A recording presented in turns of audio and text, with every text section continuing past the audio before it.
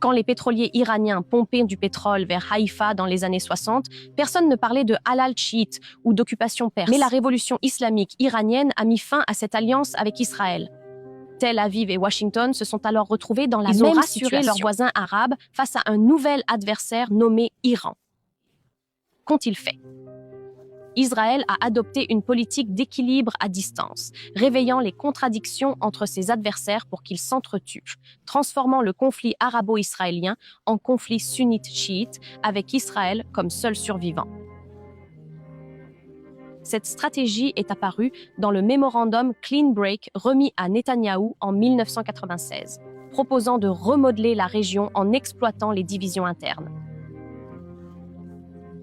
Le secrétaire adjoint américain à la Défense a conseillé à Netanyahou de manipuler le Hezbollah, la Syrie et l'Iran, et de séparer les chiites du sud-Liban du Hezbollah. Bien sûr, Israël suivait déjà ce principe d'équilibre avec les autres avant lors de son entrée au Liban en 1982.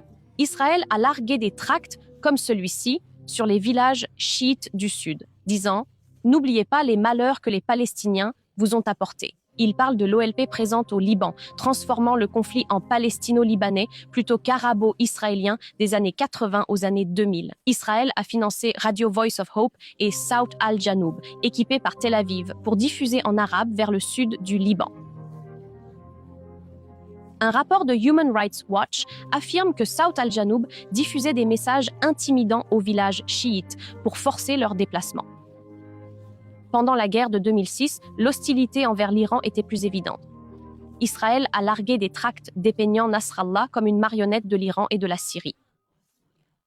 Un autre tract disait « Vous voulez un Liban isolé, assiégé et à la merci de la Syrie et de l'Iran ». Un autre tract s'adressait directement aux membres du Hezbollah. « Votre vie est bien plus précieuse que celle de l'agent iranien. Pourquoi cet investissement pour convaincre les Libanais que l'Iran est l'ennemi?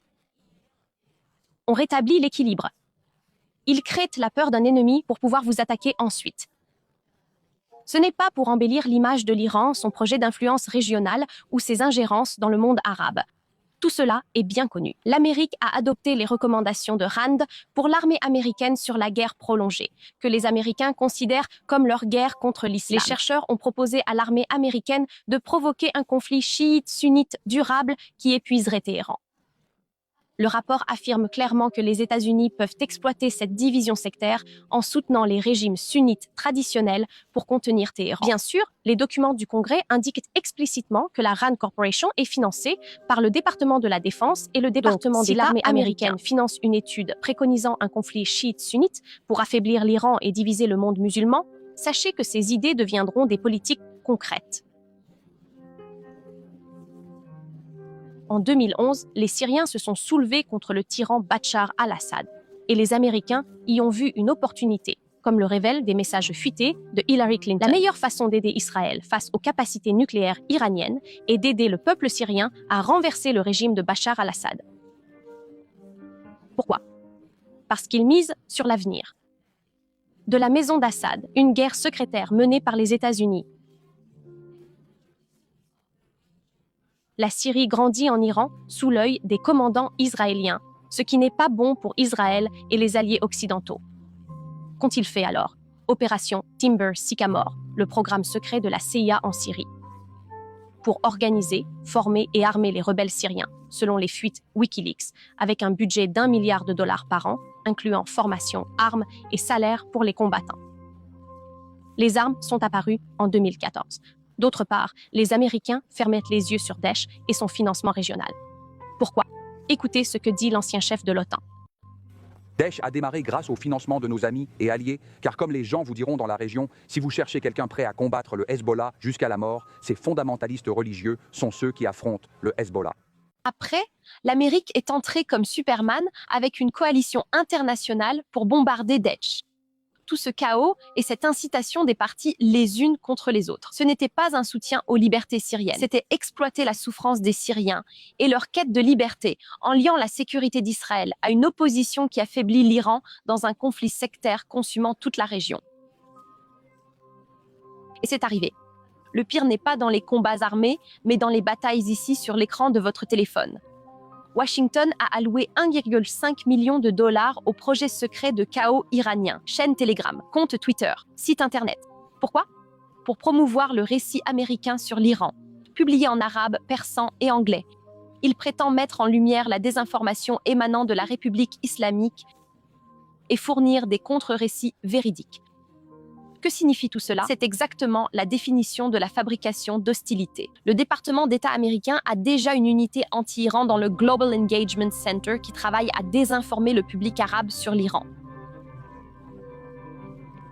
La directrice du projet a témoigné au Congrès qu'il travaille avec des partenaires locaux arabes comme multiplicateurs de force contre l'Iran. Cela semble venir de ces mêmes personnes. Mais la source est américaine et l'argent aussi, comme partenaires locaux. 10 stations médias locales au nord de la Syrie ont reçu des infos, salaires, archives, internet satellite et formations, même des générateurs diesel via l'USAID. Pourquoi faire? Le rapport de l'inspecteur général USAID dit « contrer l'extrémisme violent et la désinformation des milices pro-iraniennes ». On dira que ces médias, quand ils parlent de l'occupation iranienne à Deir ez-Zor, rapportent des faits réels, pas pour l'argent américain. Le problème n'est pas de rapporter les faits, mais d'exagérer certains au détriment d'autres. Et c'est ça le problème. À Deir ez-Zor, selon ce même rapport américain, il y avait des Iraniens, des Russes, des Américains et des Syriens. Mais les médias financés par les États-Unis privilégient la couverture des actions iraniennes, détournant l'attention du danger principal et donnant une image biaisée de la réalité. Si vous pensez que cela ne se passe qu'en Syrie, vous vous trompez. Le cyberespace de l'armée américaine, Operation Unheard Voices, cible l'Irak, la Syrie, le Yémen, le Liban et d'autres pays, promouvant la politique américaine et attaquant l'Iran. Pourquoi? Pour influencer l'opinion publique numérique. Avec le printemps arabe, le commandement central américain a étendu l'opération secrète Earnest Voice, créant des faux comptes gérés par des soldats américains qui publient en arabe et persan pour promouvoir un discours pro-Washington et anti-Iran Houthis. Pourquoi tout cet effort acharné, ramifié, déguisé sous couvert de programmes de développement, subventions et discours vides? Pourquoi? Revenons au mémorandum RAND, parce qu'ils ne veulent pas affronter un monde musulman uni. Que font-ils alors? Ils observent. Les musulmans sont divisés entre sunnites et chiites et ils exploitent cette division. Résultat? La boussole a été effacée avec succès et le monde arabo-musulman s'inquiète de l'occupation perse et du croissant chiite, oubliant le vrai danger. Les bombardements sur tous les territoires arabes, déplacements forcés, famine, division, destruction.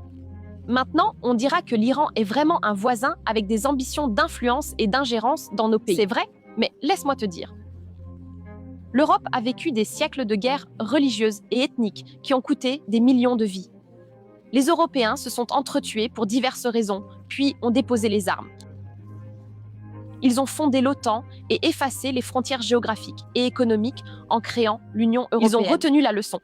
On ne peut pas être l'ennemi d'un voisin. Tous les conflits finissent par se résoudre. Ils peuvent laisser des regrets que seuls des siècles peuvent guérir. Mais face à l'ennemi extérieur, l'étranger. Il faut suivre ce que le prophète, paix et bénédiction sur lui. Les croyants sont comme un édifice dont les parties se renforcent mutuellement.